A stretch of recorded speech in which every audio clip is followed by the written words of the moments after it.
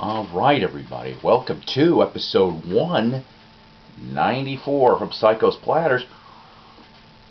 Always powered by coffee, each and every time. I hope everybody enjoyed the last review episode that I did of the new Deep Purple album, Infinite. But we're going to do another review episode today. So here's your hint. Why am I wearing an Alice Cooper Dirty Diamonds tour shirt from 2005? Because we're going to review the new Alice Cooper Paranormal.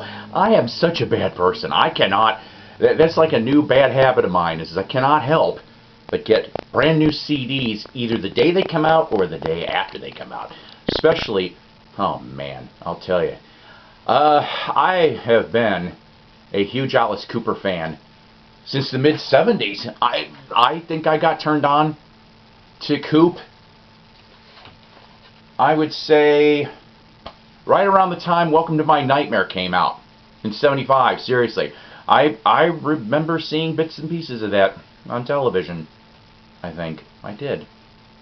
Needless to say, though, we're going to talk about the new album Paranormal. That's right. Good old Paranormal here. Like I mentioned before, came out yesterday, July 28, 2017, on Ear Music.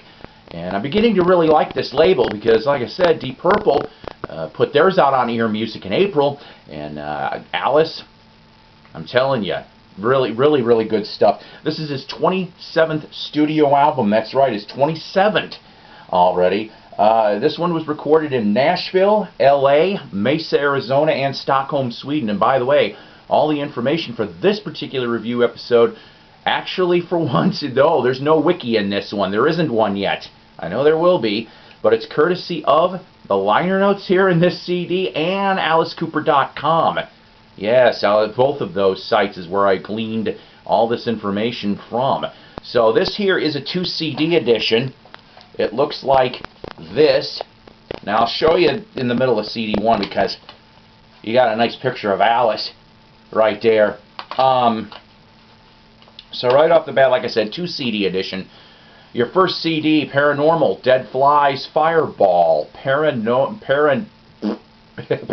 Personality, Fallen in Love, Dynamite Road, Private Public Breakdown, Holy Water, Rats, and The Sound of A is CD 1. CD 2 we will talk about in a minute. But who's on CD 1, you ask? Oh yeah, there's some guest stars on this one. Roger Glover, Deep Purple bass player, shows up on the song Paranormal. Larry Mullen, yeah, that Larry Mullen from U2. He drums on several tracks. If I remember correctly, he's on at least half of this album, if not slightly more. I thought that was kind of awesome and very unexpected. Billy Gibbons, yep, ZZ Top guitar meister himself, he's on Fallen in Love. Steve Hunter, who has pretty much been with Alice on and off since the mid-70s, he's on Holy Water. And Bob Ezrin, of course, produces this whole album. This is like the second excellent album that Ezrin has produced this year. The Purple one being the other one. But he's on organ and he's all over this thing, songwriting-wise, production, etc., etc. I'm going to tell you something, truthfully, this is a kick-ass album. Oh my God. Alice does, okay. Let's just go with this is a really kick-ass album. You will not be disappointed in this thing, alright? Truthfully, though, the first couple songs are what really got me hooked. I love Paranormal, love Dead Flies. Fireball. Fireball is like stuck in my brain along with Paranemic Personality. Those two are like, but Fireball is the one. Go listen to these individual tracks, okay? Before you get this album, if you want, on YouTube and AliceCooper.com, they've got samples, if you don't believe me. Although I'm going to tell you something, this obviously beats out the samples in sound quality wise, okay? Because to me, you know, you can only compress so much in music, but this is a lot better to listen to. So I just love this album, truthfully, okay? I'm giving you double thumbs up on this sucker. If I had more thumbs, I'd give you that.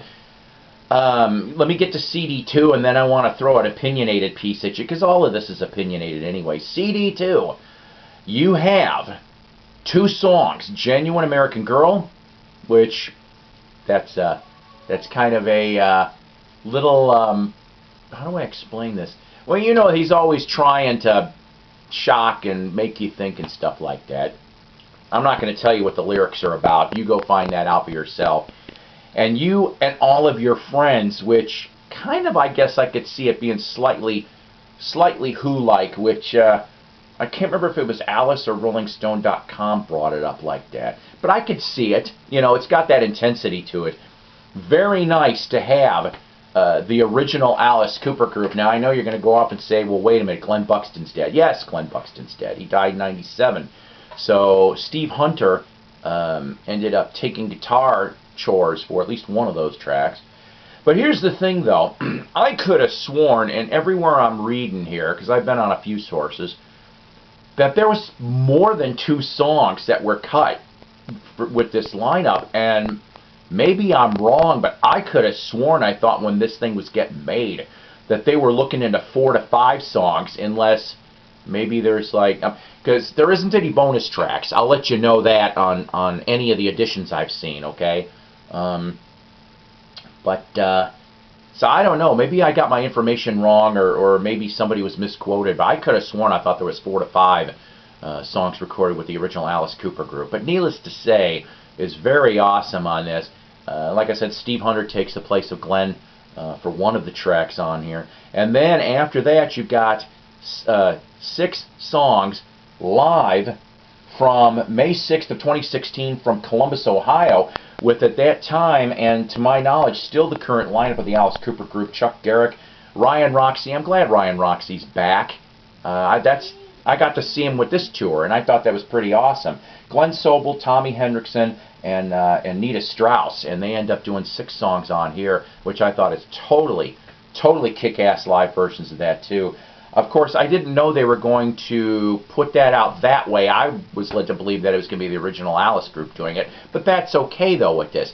I'm led to believe that the Nashville show that the original group did was recorded, so maybe we'll see that down the line, but don't hold me to that. That was RollingStone.com. I remember reading that piece of information. So yes, you know, the thing is, I will let you know that, and you Alice Cooper fans are going to know this right off the bat, but in several different sources, including Rolling Stone, they went off and they're like, hey, these are the first 2 new tracks that the Alice Cooper group have done since 1975. No, it's not. Because if you ended up getting Welcome to My Nightmare back in September 2011, the group ends up doing 3 songs together. Alright, I guess from what I remember correctly, they kind of all got back together in essence in 2006, and they've been doing occasional gigs ever since. But there's 3 songs on Welcome to My Nightmare, Welcome to My Nightmare, get it, the sequel for that.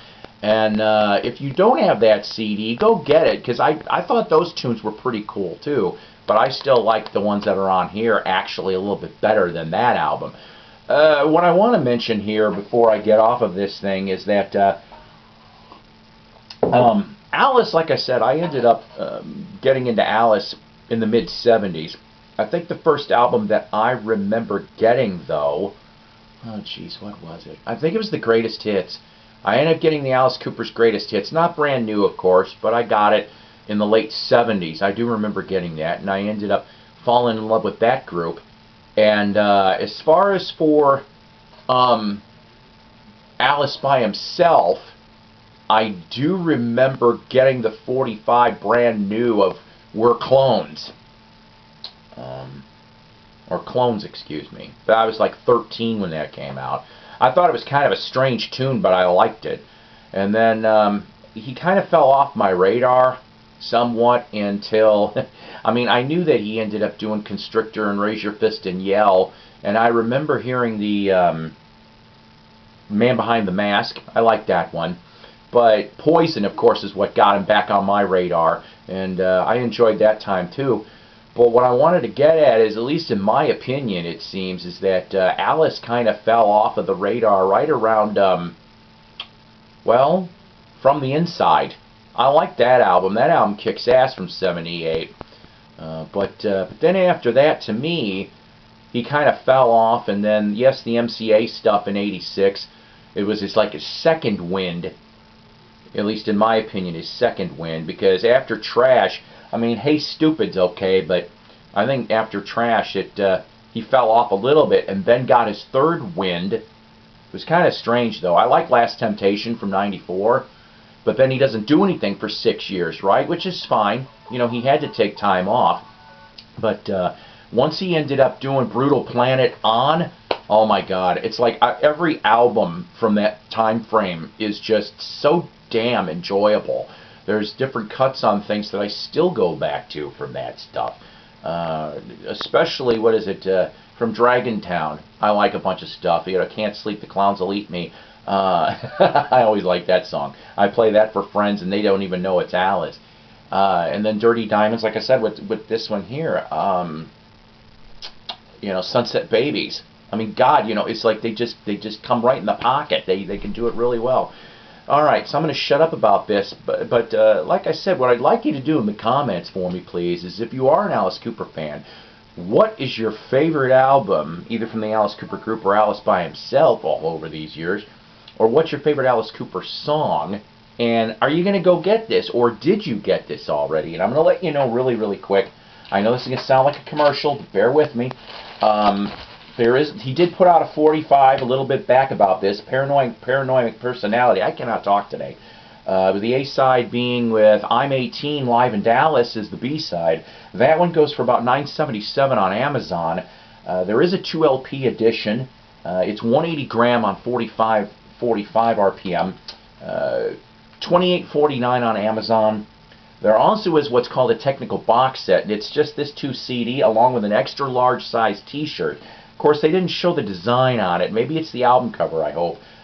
Cheapest that I've seen so far, though, $22.98 at Barnes & Noble. I do want to let you know one last thing, and I'm not promising on this, but at one point or another, Newberry Comics, yeah, I like that website. They did have signed booklets, but I did check before I did this video, and it claims it's out of stock. Once in a blue moon, they could get items back in stock. So go check with Newberry Comics, send them an email or something like that, and see if maybe... And by the way, with Newberry Comics stuff, it's never extra charge when it comes to signed edition stuff, which is kind of awesome. They were charging $16.99 for the double, which is actually a decent price, especially with getting a signed, I can't remember if it was an insert or whatever, but he signed them. So like I said, they're out of stock now, but go keep checking back with Newberry, or maybe Amoeba's got editions for this. So like I said, put in the comments, please, what's your favorite Alice Cooper album or song, and do me another favor, please, like and subscribe to Psycho's Platters.